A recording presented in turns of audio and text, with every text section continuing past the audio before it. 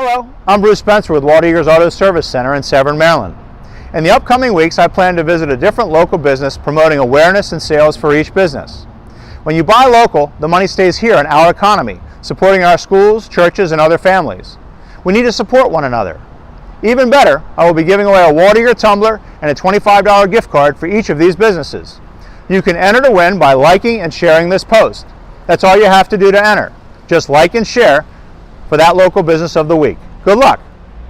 Today, we're at Odenton Florist. They've been locally owned and operated for 39 years. Sadie is the owner, and she asked me to let you know that they're in their new location right here off of Midway Road, right where it adjourns to Telegraph. They offer the freshest and cheapest red roses in town. Remember, now all you have to do is like and share this post about Odenton Florist. I will draw a winner each week and will contact you directly if you win. Thanks for supporting our local businesses.